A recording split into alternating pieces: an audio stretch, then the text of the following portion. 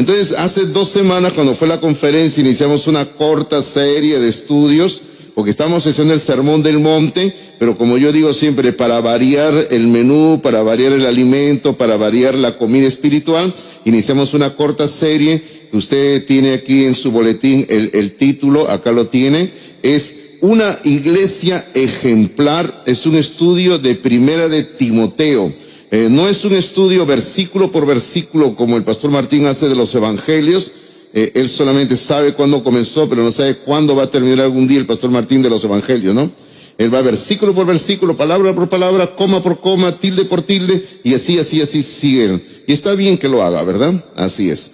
Bueno, pero vamos a hacer un estudio panorámico de esta epístola de 1 Timoteo, y hace 2 semanas estudiamos de una forma rápida todo el primer capítulo de 1 Timoteo, donde vimos que un rasgo de la iglesia ejemplar es, en el primer capítulo de 1 Timoteo, vimos de que el primer rasgo de una iglesia ejemplar es que se predica la sana doctrina. Una iglesia ejemplar, una iglesia que quiere honrar a Dios, que quiere servir a Dios, es una iglesia que predica la sana doctrina. Y bueno, y de eso hemos hablado bastante, y no pretendo hablar ahora más porque es otro el tema. Si usted quiere saber de qué se trató, busque ahí en el Face, en el grupo de la iglesia, en YouTube, yo no sé en dónde, tantas redes que hay hoy en día, ya me pierdo, ¿verdad? Una red de esto, una red del otro, ya estoy perdido ya.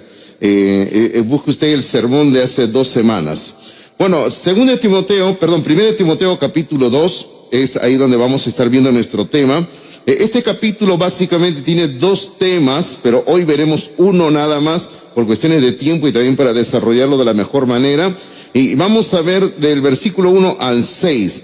Y aquí vamos a encontrar una segunda característica o un segundo rasgo de una iglesia ejemplar. Y escriba ahí donde dice característica número 2, ahí debajo escriba: la característica número 2 de una iglesia ejemplar es la oración. La oración.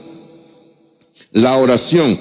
Quiere decir que una iglesia ejemplar, una iglesia que da ejemplo, una iglesia que se guía por la palabra de Dios, es una iglesia que practica la oración. No es que la oración sea algo optativo, no es que la oración sea de vez en cuando, sino que la oración tiene que ser una práctica normal de la iglesia, tiene que ser un hábito, tiene que ser algo constante, algo que se tiene que hacer permanentemente. Es como tomar el alimento o como respirar. Por ejemplo, nosotros de respirar necesitamos respirar todos los días, a cada momento, aun cuando estamos durmiendo, respiramos, no podemos dejar de respirar. Lo mismo tiene que ser con la oración. La oración tiene que ser un hábito, una costumbre, una práctica normal de la iglesia. Y cuando hablamos de la iglesia estamos hablando de todos nosotros, estamos hablando como grupo, como individuos. La oración tiene que ser una práctica normal en nuestras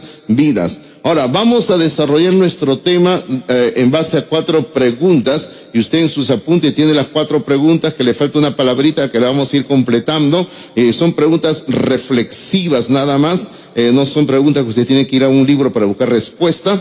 Pero la pregunta número 1 es: ¿qué se pide que la iglesia haga? ¿Qué se pide que la iglesia haga? Porque hay algo que se le pide que la iglesia haga. ¿Y qué es lo que se pide que la iglesia haga?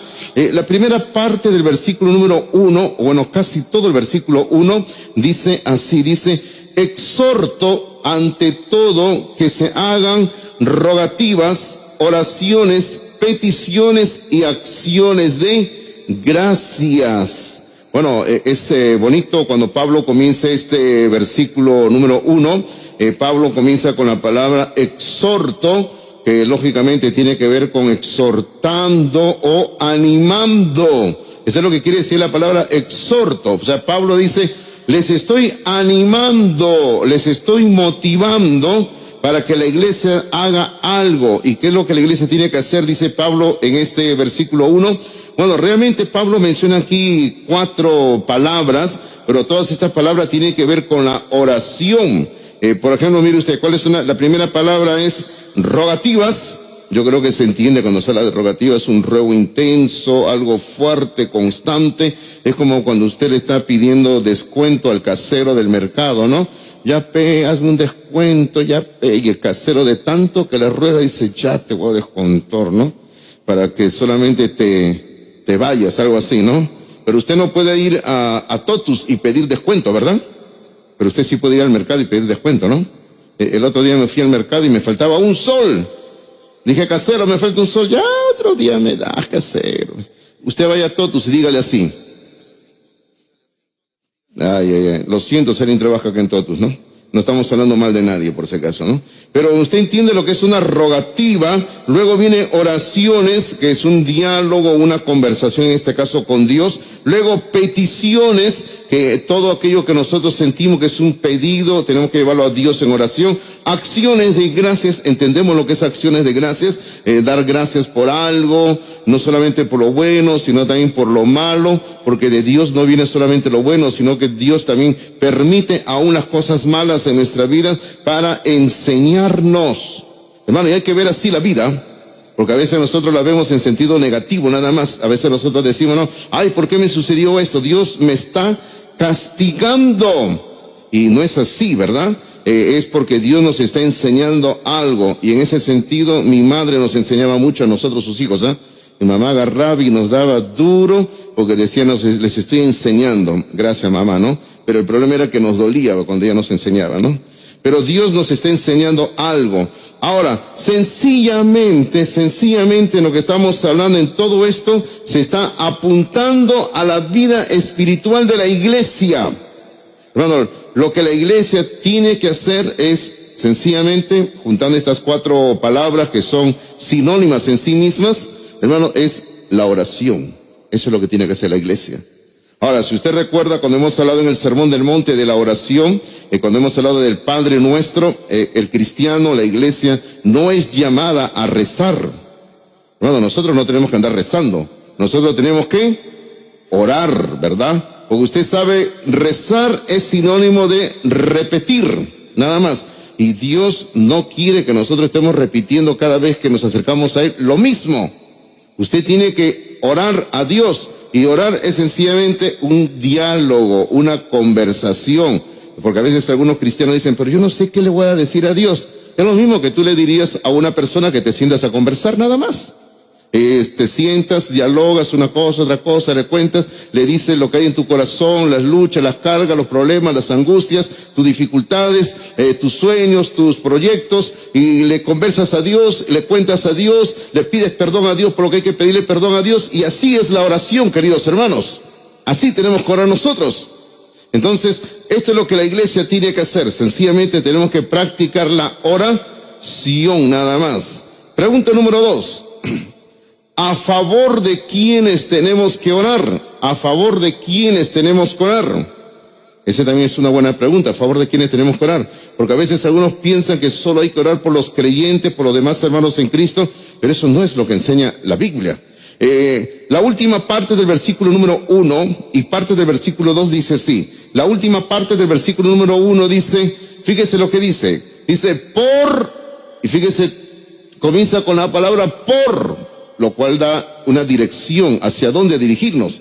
Dice, por todos los hombres. O sea que tenemos que orar por todos los hombres. O sea, por todos los seres humanos hay que orar. Luego, el versículo 2 continúa con el por, dice, por los reyes. Y luego un tercer por, dice, y por todos los que están en eminencia. Bueno, aquí sencillamente la Biblia nos está diciendo por quienes tenemos que orar. Y lo interesante es que la Biblia coloca aquí en 3 términos toda la humanidad. Cuando habla de todos los hombres, todos los seres humanos. Y para ser más específicos, en ese tiempo habla de los reyes y habla de las autoridades que estaban gobernando el imperio romano. Bueno, tenemos que orar por los hombres, por los reyes y por las autoridades. Claro, cuando habla de los hombres, está hablando de todos los seres humanos sin distinción de sexo, si son hombres o mujeres. Tenemos que orar por todos los seres humanos, por toda la humanidad, por todos los hombres, y luego vamos a ver en qué sentido hay que orar por ellos. Luego cuando habla de los reyes, habla de las autoridades, luego habla de todos los que están dirigiendo, en este caso, nuestro país, nuestra nación, y de eso vamos a hablar de un poquito más dentro de un momento. Pero eso es lo que tenemos que orar. ¿Por quiénes hay que orar? Por los hombres, por los reyes y por las autoridades. Eso es lo que tenemos que orar nosotros, ¿verdad? Ahora, y viene la pregunta número 3. La pregunta número 3 es, ¿con qué propósito debemos de orar? ¿Con qué propósito debemos de orar? El versículo número 2 dice, por los reyes y por todos los que están en eminencia, y eso es lo que hemos estado hablando hace un momento, y luego viene con qué propósito, dice, ¿para qué? Ahí está el propósito, ¿para qué? Dice, para que vivamos quieta y reposadamente en toda piedad y honestidad. Ahí está el propósito, el para qué. O sea, ¿por qué es que hay que orar por los gobernantes? Porque anteriormente se ha dicho, hay que orar por todos los hombres, hay que orar por los reyes, hay que orar por las autoridades, por todo lo que están en eminencia, es la palabra que se utiliza ahí. Entonces, ¿para qué tenemos que orar por los reyes y por las autoridades? Para que vivamos quieta y reposadamente en toda honestidad y tranquilidad. Hermanos, sencillamente así tenemos que orar por ellos, con ese propósito. Hermanos, el Señor pide que oremos por las autoridades para que el Señor les otorgue sabiduría para gobernar nuestra nación. Ahora, yo sé que vamos a entrar de repente ahí en una discrepancia y vamos a decir, yo no estoy de acuerdo con la Presidenta de la República y que por acá, yo no le estoy pidiendo que usted esté de acuerdo, le estoy pidiendo que oremos al Señor por ellos. Ahora, podemos discrepar con la Presidenta de la República con muchas cosas, con lo que decide, con lo que hace, cómo es ella y todo, pero es nuestra autoridad, hermanos míos, y tenemos que orar por nuestra autoridad para que el Señor le dé sabiduría para gobernar nuestra nación, porque de acuerdo a las decisiones que nuestra presidenta tome y nuestros gobernantes tomen, hermanos, eso va a afectar los destinos de nuestro país, y tenemos que orar por nuestros líderes nacionales. Sobre todo hay que orar, y espero que usted me entienda con lo que voy a decir, para que las leyes que se aprueban en nuestro país honren a Dios. Para que las leyes que se aprueban en nuestro país honren a Dios.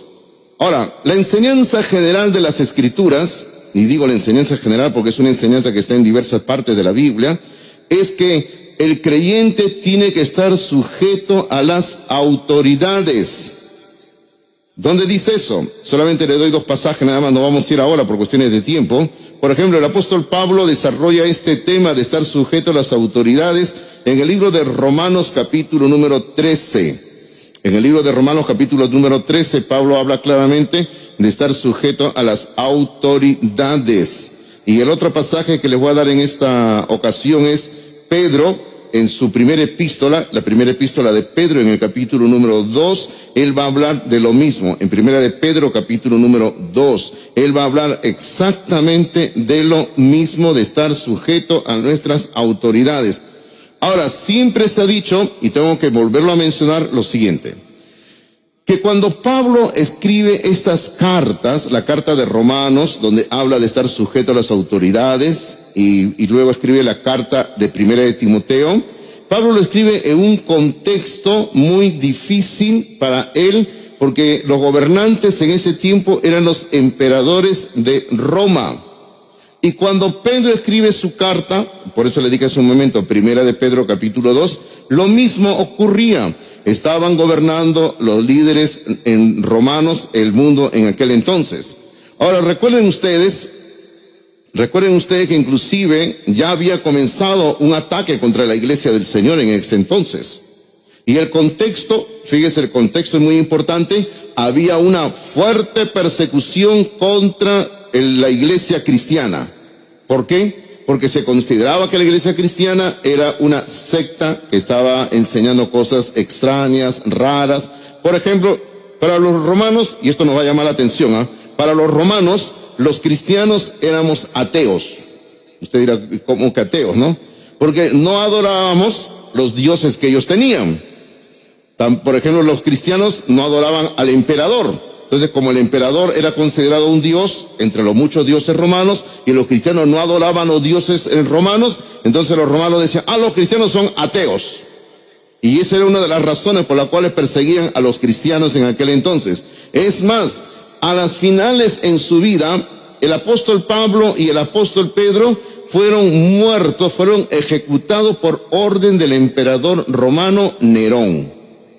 Y mire usted, a pesar de esas circunstancias difíciles que les tocó vivir a ellos como seres humanos, persecución, hostilización, ser señalados, ser encarcelados y a las finales en su vida ser martirizados, Pablo dice, sométanse a las autoridades. Y Pedro va a decir lo mismo, sujétense a las autoridades. Y ahora aquí en el pasaje que estamos leyendo, Pablo nos dice, hay que orar por los reyes y por todo lo que están en eminencia. Ahora, mis queridos hermanos, yo les quiero llevar a otro campo de nuestra reflexión cristiana a la luz de la enseñanza bíblica. Los cristianos tenemos como deber el obedecer, el someternos a las autoridades. Pero, y ahí viene el pero, cuando la autoridad, estamos refiriéndonos a los que dirigen nuestra nación, pero cuando la autoridad establece algo, una ley que va en contra de la palabra de Dios, se acabó nuestra sujeción. Ya no tenemos la obligación de sujetarnos. Ya no tenemos la obligación de obedecer las autoridades. O sea, si por ejemplo, ahora que se está discutiendo aquí o se va a comenzar a discutir, no sé, algo así, en el Congreso peruano, esta ley que aprueba el matrimonio entre personas del mismo sexo, entre personas homosexuales, si se aprobara esta ley y de ahí se derivaran principios como por ejemplo de que se tiene que enseñar en los colegios, porque eso es lo que se aprueba, hermanos, de ahí se derivan esos principios que se tiene que enseñar en los colegios, la tolerancia, de matrimonios homosexuales, y se aprueba todas esas cosas. Bueno, nosotros no estamos obligados a obedecer a un gobierno que está yendo en contra de la palabra de Dios. ¿Y qué sucede? Nosotros nos volvemos objetores de conciencia, porque de acuerdo a nuestra conciencia, lo que entendemos de la Biblia, eso va en contra de nuestra autoridad superior, que es Dios. Ahora, ¿usted qué dice? Amén. Amén, ¿verdad? Amén. Solamente que hay un problema. ¿Sabe cuál es el problema? De que como yo soy el representante legal de esta iglesia, ustedes no se van a ir a la cárcel. ¿Quién se va a ir a la cárcel? Me van a visitar, hermanos. No, hermano, honestamente, yo no tengo ningún temor de tener que hablar lo que dice la palabra de Dios. Esto es lo que la palabra de Dios dice. Y yo por mucho tiempo, nunca les he contado, pero he trabajado años visitando las cárceles. Comencé a trabajar visitando la cárcel de San Jorge, que estaba en el centro de Lima. Durante varios años íbamos ahí a evangelizar, a enseñar la palabra de Dios. Luego, algunos años, terminó ahí el trabajo, íbamos a la cárcel de El Urigancho, allá al otro lado de Lima, íbamos nosotros ahí a enseñar la palabra de Dios, y yo he visitado, he caminado a los pabellones y toda esa zona, así que conozco la cárcel también, por si acaso, ¿ya? Nunca he estado preso, pero conozco, ¿no? Pero como le digo, estamos listos para someternos a Dios y no a una autoridad que va en contra de la palabra de Dios. Ahora, nosotros somos llamados a orar por la ciudad donde vivimos. ¿Dónde dice eso? Si usted me acompaña un momento al libro de Jeremías, capítulo número 29, en el libro del profeta Jeremías, capítulo número 29, por favor. Jeremías, capítulo número 29.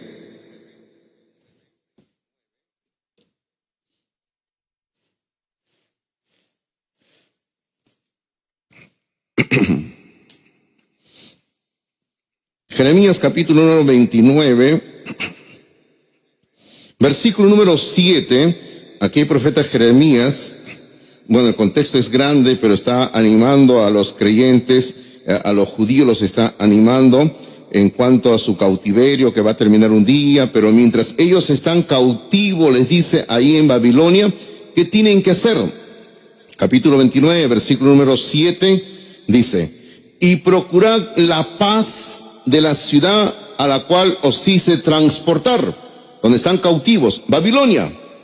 ¿Y qué hay que hacer? Dice, y rogad, o sea, oren por ella a Jehová. ¿Qué tenemos que hacer por nuestra ciudad? Hay que orar por la ciudad donde vivimos. Y luego observe lo que dice la última parte del versículo 7, que no hemos terminado de leer. Dice, porque en su paz tendréis vosotros paz. Qué hermoso versículo. Hermano, nuestro deber como ciudadanos peruanos y como ciudadanos residentes en esta ciudad donde estamos, hermanos, hay que orar por la paz de nuestra ciudad. Claro, aquí tenemos presente hermanos que vienen de diferentes partes de esta ciudad, pero sea que usted viva aquí en Los Olivos, en San Martín de Porres, en Comas, en Independencia, en Puente Piedra, en Ventanilla, o al otro lado de la ciudad, por el otro lado, no importa donde usted viva, tenemos que orar a Dios por nuestra ciudad. Y no vamos a hablar de la delincuencia, no vamos a hablar de todo lo que hoy en día existe, el robo, hermano, los asaltos. Y el otro día aquí nada más cerca de la iglesia, otra vez cerca de la iglesia acá, por acá unas cuadras, volvieron a tirar una pequeña, creo que granada, bomba, no sé qué era, pero se escuchó muy fuerte y al día siguiente estábamos viendo que había ocurrido por ahí otro desastre, habían hecho, ¿no?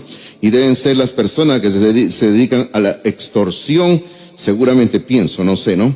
Pero hermano, tenemos que orar a Dios por la paz en nuestra ciudad, para que Dios pueda tomar el control y deje de haber tanto crimen, tanta delincuencia en este lugar donde vivimos nosotros. Hermano, yo siempre escucho personas que me dicen, ay, nosotros necesitamos a un presidente como Bukele, dicen, para que combata la delincuencia y todo. Yo creo que lo que necesitamos es orar a Dios, para que Dios, hermanos míos, pueda obrar y Dios pueda contrarrestar la delincuencia en nuestra ciudad. Ahora, en todo esto, fíjense, ya que estamos hablando de corrupción, estamos hablando de delincuencia, en todo esto, un papel fundamental lo tiene la iglesia. Usted dirá, ¿por qué, pastor? ¿Qué es lo que nosotros podemos hacer como iglesia? Hermano, nosotros podemos combatir la corrupción, la delincuencia. Nosotros podemos combatir todo lo malo que hay en nuestra sociedad. ¿Por qué? Porque el Señor Jesucristo en Mateo capítulo 5, en el versículo número 13, el Señor Jesucristo dijo, vosotros sois la sal de la tierra. Así dijo el Señor Jesucristo, vosotros sois la sal de la tierra. Eso está en Mateo capítulo 5, versículo número 13. Él dijo, vosotros sois la sal de la tierra. Y luego Cristo añade, dice, pero si la sal se desvaneciere, ¿con qué será salada? No sirve más para nada, sino para ser echada fuera y hollada por los hombres. Pero Cristo cuando dijo, ustedes son la sal de la tierra, una de las características de la sal es contrarrestar cuando algo se está corrompiendo, cuando algo se está malogrando. Ustedes saben muy bien que para la sal se utiliza también como es un elemento preservativo, un elemento que combate la corrupción. Entonces la iglesia, los cristianos, estamos colocados por Dios en este lugar, en esta ciudad, para combatir la corrupción, queridos hermanos. Ahora, ¿cómo vamos a combatir la corrupción? Yo no le digo que usted tiene que salir por la calle con una pistola para atacar a los delincuentes, de ninguna manera, no le estoy diciendo eso. Lo que le estoy diciendo es que si vivimos una vida cristiana de acuerdo a la enseñanza de la palabra de Dios y oramos y vivimos una vida sólida de acuerdo a la palabra de Dios, eso va a hacer que la corrupción retroceda, queridos hermanos. Eso va a ocurrir. Recuerden la historia de la iglesia que hace muchísimo tiempo atrás, un pastor llegó a cierto lugar a trabajar. Era una ciudad pequeña y cuando él llegó dice que solamente habían 10 creyentes nada más y toda la ciudad era inconversa, una ciudad pequeña. Y era una ciudad lógicamente que estaba sumida también en el pecado. Él dijo literalmente que era una pequeña Sodoma y Gomorra. Usted puede imaginarse, ¿no? Delincuencia, prostitución, homosexualidad y todo. Y él estuvo como 30 años trabajando ahí, dirigiendo esa iglesia que fue creciendo y avanzando. Y cuando luego de 30 años él tuvo que dejar la ciudad para irse a otro lugar por motivo de salud, él contó lo siguiente: cuando llegué habían 10 cristianos. Cuando salí, en la ciudad solo quedaban 10 inconversos. Hermano, la ciudad había cambiado. La ciudad había sido transformada. La ciudad era otra a causa de la enseñanza de la palabra de Dios. Yo no sé si ustedes conocen, hasta ahora tengo ganas de ir a conocer, sé que existe porque lo he visto en fotos, me han contado, algunos han ido, lo he visto en televisión, pero digo, un día tengo que ir a conocer. Una vez estuve por allá, pero el tiempo no me alcanzó, así que fui a esa ciudad, ahora le voy a decir dónde, estuve unas horas, subí otra vez a mi transporte y me regresé. Estaba muy apurado. Pero el asunto era, ¿de qué estoy hablando? Ustedes conocen, han oído hablar allá en el norte, en el departamento de Cajamarca, de esta ciudad llamada Porcón, creo que es, ¿no? Porcón, ¿han oído hablar? Sí, ¿verdad? ¿Han oído hablar? ¿Lo conocen? ¿Han ido? ¿Algunos han ido? Algunos han ido, muy bien. Ahora, ¿qué sucede con Porcón? Porcón es una pequeña ciudad en Cajamarca que es totalmente evangélica. Las calles tienen nombres bíblicos. Todos son cristianos. Ellos se han puesto de acuerdo y han hecho una comunidad y ellos tienen un sistema de cooperativa donde todos ellos, sus productos que producen en las granjas, en los campos, sus chacras, sus animalitos, lo han puesto en un solo negocio, lo han hecho una empresa. Hermano, y usted viera cómo es ese lugar. O sea, usted llega ahí, como digo, yo no he ido hasta ahora, pero lo he visto en videos, en fotos, en la televisión, lo he visto, hermano, en YouTube también lo he visto. Hermano, es como entrar a otro mundo. Limpio, ordenado. Ahí no existe policía, no hay cárcel, hermano, porque ¿a quién van a meter a la cárcel ahí? No hay delincuencia. Todos son cristianos. Qué bonito, ¿verdad? Uno dirá, pero eso es imposible. No es imposible. Eso sí se puede hacer por la palabra de Dios. Pero mire usted cómo somos los cristianos a veces, también los cristianos actuamos mal.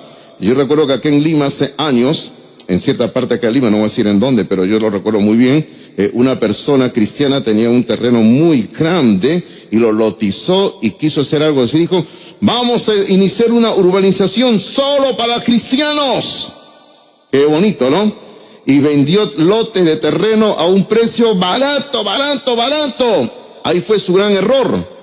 Porque muchos cristianos compraron los terrenos barato. ¿Y qué cree que hicieron después? Lo vendieron a caro. Y el lugar que se quería iniciar como una urbanización cristiana terminó siendo como cualquier otra urbanización donde gente inconversa, borrachera, cantina, delincuencia y todo lo demás.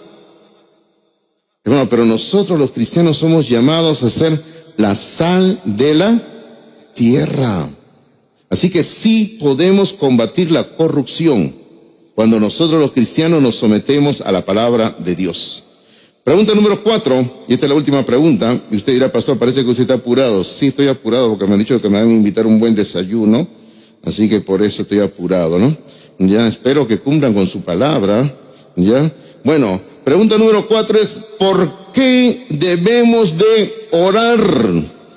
¿Por qué debemos de orar?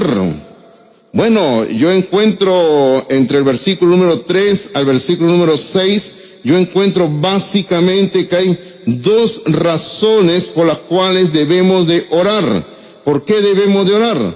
Bueno, la primera razón por la cual debemos de orar es porque esto es bueno. Hermano, tenemos que orar porque es bueno. Esa es la primera razón, de dos razones que le estoy dando por las cuales debemos orar. Porque es bueno.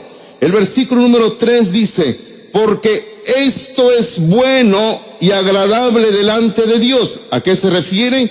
A lo que está hablando de la oración. A lo que está hablando de la oración. Porque esto es bueno y agradable delante de Dios, nuestro Salvador. Así que la oración en general es buena. Ahora, pero el versículo número 4 introduce una característica de la persona de Dios que tiene que ver con el amor. Y que solamente ahorita lo vamos a mencionar porque en un momento lo vamos a explicar un poquito más. Pero el versículo número 4 dice, el cual quiere, está hablando de Dios, el cual quiere que todos los hombres sean salvos y vengan al conocimiento de la verdad. Esto tiene que ver con el amor de Dios por todos los hombres, como le digo que en un momento vamos a explicar un poquito más, pero la primera razón es, ¿por qué debemos de orar? Primera razón es porque esto es bueno, como dice el versículo número 3, la oración es buena y es agradable delante de Dios. El orar es bueno, es muy bueno. Así como usted conversa con otra persona y usted saca algo de provecho y aprende, la oración es aún mejor porque usted está dialogando con Dios. Es buena la oración. Segunda razón por la que hay que orar. Yo le dije que le voy a dar 2 razones nada más en este pasaje. Segunda razón, porque hay un solo Dios y un solo mediador. Eso es lo hermoso del cristianismo, que solo tenemos a un solo Dios. Y ese Dios es el único mediador. Y usted sabe que los cristianos no tenemos a la Virgen María como mediadora. ¿Verdad que sí? No hay, ¿no? ¿O usted cree que María sea nuestra mediadora? No, por si acaso, María no es nuestra mediadora. Aún María necesita a Jesucristo como su Salvador personal. Así que María no es la mediadora, María no es la reina del cielo. El único rey del cielo es Dios, nada más.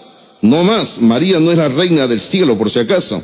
Pero el versículo número 5 dice, porque, y otra vez comienza, porque hay un solo Dios y un solo mediador entre Dios y los hombres, y ese Dios y ese mediador es Jesucristo, hombre. Así que el único que tenemos en el cielo es Jesucristo, hombre. Ahora, yo quiero que usted observe algo, porque aquí quiero hacer algunos comentarios que considero necesarios en cuanto a la doctrina, pero yo quiero que usted observe, por favor, el versículo 4 y el versículo 6. Ahora, antes de que lo observe, antes de que lo lea, déjeme decirle algo. Estos 2 versículos, el versículo 4 y el versículo 6, tienen el mismo tema. ¿Cuál es el mismo tema? El versículo 4 y el versículo 6 hablan de salvación provista para todos los hombres. Eso es lo que habla. Permítame leer el versículo 4. Dice, el cual quiere, o sea, Dios quiere, se refiere a Dios, Dios quiere que todos los hombres sean salvos y vengan al conocimiento de la verdad. Ahora, lógicamente, lamentablemente, llegará el día en que no todos los hombres van a ser salvos porque rechazan la verdad de Dios. Pero el deseo de Dios es que todos sean salvos. Pero tristemente, muchos hombres y muchas mujeres rechazan a Dios y no llegan a la salvación. Pero el deseo de Dios es que todos los hombres sean salvos y vengan al conocimiento de la verdad, o sea, de la sana doctrina. Luego el versículo 6 básicamente habla de lo mismo. Versículo 6 dice, el cual se dio a sí mismo en rescate por todos, dice, el cual se dio en rescate por todos, de lo cual se dio testimonio a su debido tiempo. Así que él está hablando aquí de Jesucristo. Dice que Jesucristo se dio en rescate por todos, porque recuerde usted, cuando en el versículo 5 se presenta a Cristo como nuestro único Dios y nuestro único Salvador, dice el versículo 6, dice que Él se dio en rescate por todos, de lo cual se dio testimonio a su debido tiempo.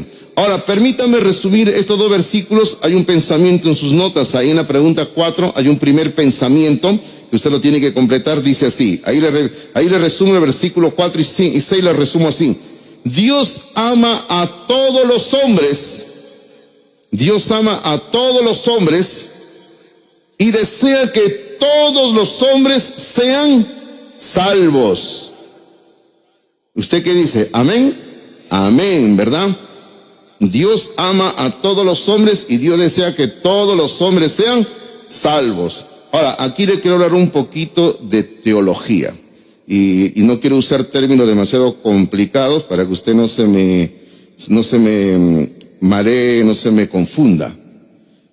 Yo le quiero decir, ¿por qué? Porque como pastor, yo veo que a veces entran ciertas inquietudes en nuestra iglesia, hay preguntas, pero al mismo tiempo le quiero decir, antes de entrar en detalles, de que a causa de la enseñanza bíblica que siempre les hemos dado, la enseñanza bíblica que a través de mi persona, Pastor Martín, el hermano Jonathan, los grupos de discipulado que tenemos, los maestros, las maestras que hay, hermano, y toda la enseñanza bíblica que se da siempre en esta iglesia, hermano, cuando hace algunos años esta doctrina comenzó a entrar, a la que vamos a hablar dentro de un momento, la doctrina que vamos a hablar, hermano, comenzó a entrar con fuerza en las iglesias bautistas. En Palmas Reales no pasó nada, no lo sentimos. ¿Por qué? A causa de la enseñanza bíblica. Pero sí hubo iglesias bautistas a causa de esta doctrina que dentro de un momento voy a comentar. Hermanos, iglesias bautistas que sufrieron fuertes problemas, y aún hubieron iglesias bautistas que se terminaron dividiendo a causa de esta doctrina. ¿De qué estoy hablando? Estoy hablando de la falsa enseñanza del calvinismo agustiniano. Ya desde ahí algunos están mareados allá. ¿Qué es eso? Calvinismo agustiniano. Si usted no comprende, anote, o si no, ponga cara de que está entendiendo. ¿Ok? Perfecto. Si usted agarre y diga, sí, pastor, tiene razón, así es, dígalo usted, ¿ya? Correcto. Pero acá hay mucho que me están entendiendo y le tengo que decir, ¿no?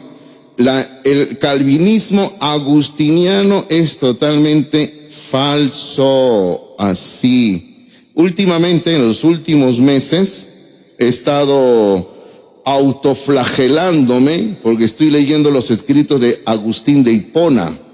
Hermano, eso sí es un castigo, ¿eh? Se lo digo la verdad. Como yo le digo a mis alumnos, cuando los quiero castigar, les mando a leer, ¿te recuerdas, hermano Enzo? Les mando a leer Schaffer. Cuando quiero castigar a mis alumnos, lean Schaffer, se acabó. ¿Sabe por qué le digo Schaffer? Porque Schaffer es un teólogo denso, pesado, y que, por ejemplo, solamente para que usted se imagine, su introducción tiene como 120, 150 páginas. Solamente para que usted se imagine cuánto escribe ese teólogo Schaffer, ¿no? Ahora, leer a Agustín, hermanos, es un autocastigo que me he impuesto. Digo, no, el Señor me dijo en un sueño, escoge, Fernando, el infierno o lees a Agustín. Señor, leo a Agustín mejor, ¿no? Porque no quiero ir al infierno por toda la eternidad, dije, ¿no? Así que lo estoy leyendo a Agustín y le digo, no, de ahí viene todo este lío que tenemos hoy en día, de Agustín de Hipona, un teólogo extraño en sus enseñanzas que vivió en el siglo V después de Cristo. O sea, vivió hace 1500 años atrás. Y todo lo que ese hombre escribió, imagínense cómo repercute hoy en día en la teología contemporánea. Por ejemplo, ¿qué enseña el calvinismo? Porque a veces algunos aquí en nuestra iglesia andan con estas cosas y andan preguntando, porque por ahí escucharon a alguien que hablaba del calvinismo. Les quiero mencionar solamente algunas cositas. Por ejemplo, el calvinismo enseña una doble predestinación. ¿Qué es una doble predestinación? Enseñan de que Dios ha destinado desde la eternidad pasada, antes de crear el mundo, dice, Dios dijo, fulano y sutano se van a ir al cielo, pero mengano y el otro se van al infierno. Ahora, ¿usted cree que es así? Algunos dicen, no, pero la mayoría está en duda, ¿no? ¿Usted cree que Dios ya destinó a un grupo de personas al cielo y a otros lo destinó al infierno? ¿Usted cree que es así? Yo no creo que sea así. Eso no es bíblico. Eso no está en la Biblia. Eso no está en la Biblia. Dios no ha destinado a nadie al infierno ni al cielo. Otro día podríamos tratar el asunto con detalles, ¿eh? Ahora solamente estamos mencionando el asunto nada más, ¿no? Por ejemplo, algo más que enseña el calvinismo actualmente. Podríamos hablar muchas cosas, pero permítanme mencionar algo más. Ellos enseñan que la muerte de Cristo solamente es una expiación, o sea, un perdón de pecados limitado. Así dicen ellos. No, la muerte de Cristo no es para todos los seres humanos, sino solamente para un grupo de seres humanos. Eso se llama en teología expiación limitada. Hermano, ¿y dónde dejamos el pasaje cuando habla en la Biblia, que lo que hemos estado leyendo, que Dios desea que todos los hombres sean salvos? ¿O dónde dejamos el pasaje donde dice Juan 3:16, que usted lo sabe, conoce de memoria?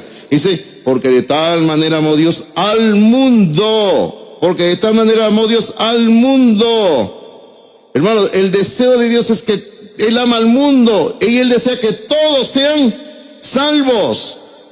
Ahora, si todos los hombres, no son todos los hombres, entonces Dios nos está mintiendo en la Biblia, según lo que estas personas dicen.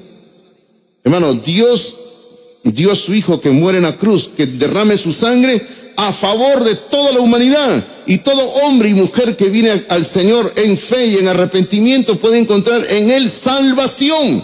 Eso sí enseña la Biblia. Ahora, pero hay algo más y que es doloroso para aquellos que en algún momento hemos experimentado la muerte de un bebé en la familia. Digo, lo que hemos experimentado porque, por ejemplo, yo tuve esa amarga experiencia de que mi primera nietecita murió poco antes de nacer, y mi primera nietecita falleció y ella está en la presencia de Dios. Pero el calvinismo dice así: ya que todos los seres humanos heredan el pecado original de Adán, todos los seres humanos son culpables y por tanto cuando nacen ya son culpables, y si se mueren siendo bebés se van al infierno. Eso no enseña la Biblia, queridos hermanos. La Biblia enseña de que los seres humanos cuando nacemos con la naturaleza pecaminosa de Adán.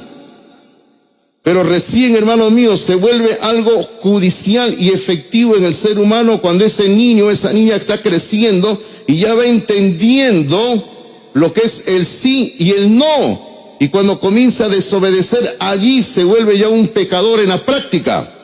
Pero mientras ese niño es un bebé y aún no entiende las cosas, está dentro de la misericordia de Dios. Pero mire usted cómo piensan estas personas que tienen estas enseñanzas totalmente torcidas. Hermanos, el calvinismo se presenta en las iglesias, toca la puerta de las iglesias, por decirlo así, con algunos que van a las iglesias, y se presenta como si fuera el cristianismo verdadero, el cristianismo bíblico. Y llega y algunos incautos que no han leído nada de historia de la iglesia y no conocen nada de teología, hermanos, se les presenta diciendo: somos la teología histórica del cristianismo. Y algunos incautos dicen: ¡ay, la teología histórica! Y cuando a mí me vienen a preguntar de esa teología histórica, yo me río porque le digo: de histórico no tiene nada, porque el calvinismo recién comenzó hace 500 años. Hace 500 años, hermano, y el cristianismo tiene 2000 años. Y hablar de algo que comenzó hace 500 años no tiene asidero histórico, y aún más no tiene asidero bíblico.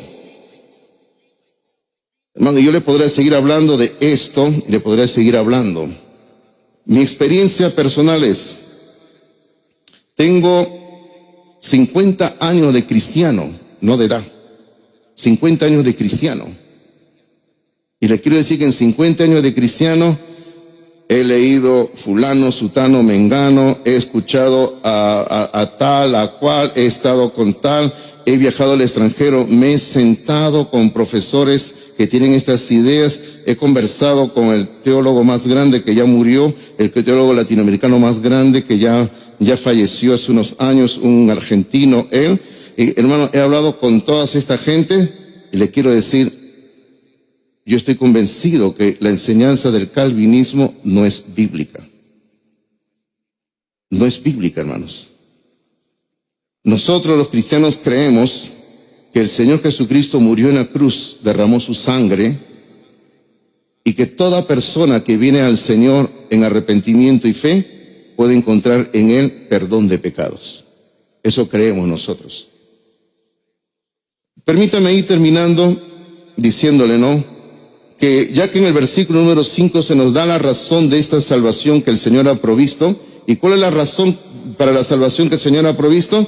Que hay un solo Dios y hay un solo mediador entre Dios y los hombres, Jesucristo, hombre. Esa es la razón de nuestra salvación, o sea, el cómo podemos ser salvos. Usted no es salvo porque usted es una buena persona. Usted no llega a la salvación porque es una persona inteligente. Usted no llega a la salvación porque es una persona simpática, porque usted es una persona atractiva. Usted no llega a la salvación porque su mamá y su papá son salvos. No, usted puede llegar a la salvación si usted viene a Jesucristo en busca de Él, en arrepentimiento y fe. Así puede llegar usted a la salvación. Ahora, hay alguna cita que le quiero leer porque el tiempo nos está ganando, pero le quiero leer 3 citas. Usted anótelas, por favor, porque el tiempo me está ganando. Una está en Hechos capítulo 4, versículo número 12. En Hechos capítulo 4, versículo número 12, donde dice así: y en ningún otro hay salvación. Pedro está hablando aquí de Jesucristo. Y Pedro dice de Jesucristo en Hechos 4:12, dice: y en ningún otro hay salvación, porque no hay otro nombre bajo el cielo dado a los hombres en que podamos ser salvos. Eso dice Pedro en Hechos 4:12. Hermano, en el único nombre que hay salvación para todos los hombres es en el bendito nombre de Jesucristo, nada más. Un segundo pasaje que le doy también es en Hechos, capítulo 16, y esta fue la experiencia del carcelero de Filipos. Este hombre, hermano mío, que había estado oyendo los cánticos de Pablo ahí en la cárcel en Filipos, este hombre, luego de experimentar un tremendo terremoto que sacudió toda la cárcel, este hombre le pregunta a Pablo, le pregunta así, Hechos 16:31, dice, le preguntó: señores, ¿qué debo de hacer para ser salvo? El 16:30, ¿no? Señores, ¿qué debo de hacer para ser salvo? Y cuando yo leo este versículo, yo me río dentro de mí, digo, ¿sabe por qué me río? Digo, ¿cómo dirían los calvinistas? Dirían, si eres un elegido, si eres un predestinado, puedes, si no, no, le dirían, ¿no?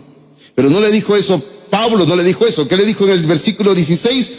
Cree en el Señor Jesucristo, cree en el Señor Jesucristo y serás salvo tú y tu casa. Tienes que creer, le dijo. Eso lo tienes que hacer, creer.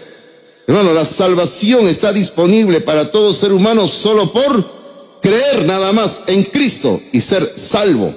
Un último versículo que le doy porque hay más, pero en Romanos capítulo 10, como le digo, el tiempo nos gana y el pastor Martín me ha dicho que me van a hacer un banquete, ¿no, pastor Martín? Así, amén. Entonces estoy dejando espacio de tiempo para el banquete, ¿eh? En Romanos capítulo 10, versículo número 13.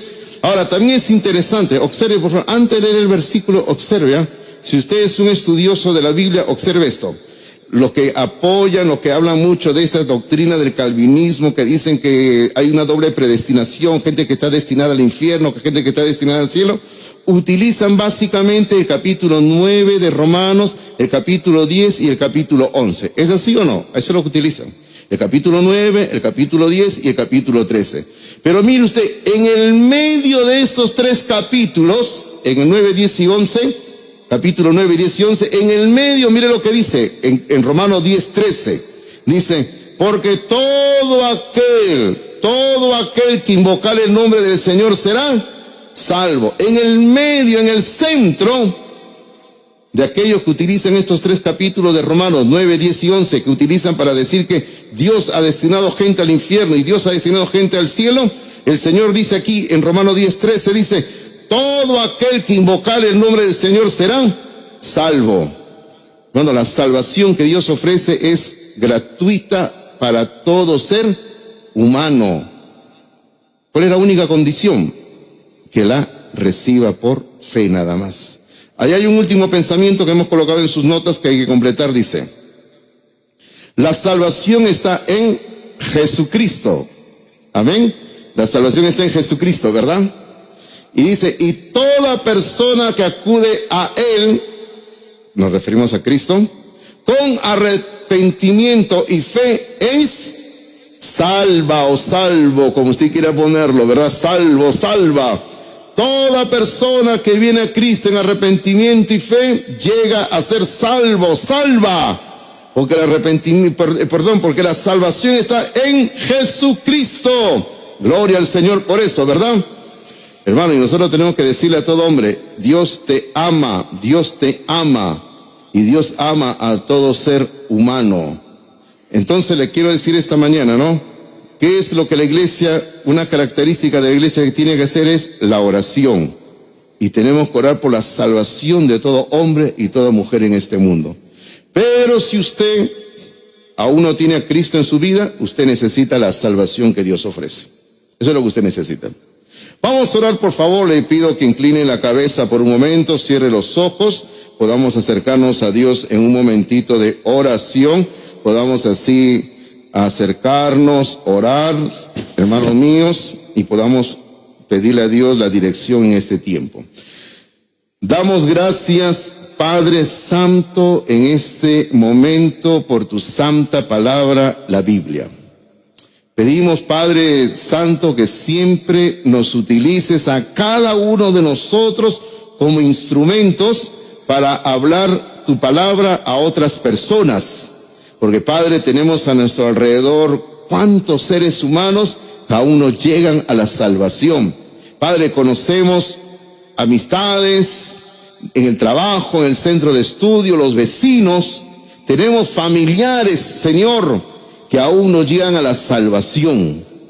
Y pedimos, Padre, que tú nos utilices a nosotros para que le digamos a ellos y a ellas que tú los amas y que tú deseas darles vida eterna en Cristo Jesús. Santo Dios, te pido a ti que bendigas a esta iglesia para que esta iglesia siga siendo luz en las tinieblas, la sal de la tierra. Padre bendito, queremos poner nuestras vidas en tus manos, en el nombre de Jesucristo. Amén, Señor. Amén.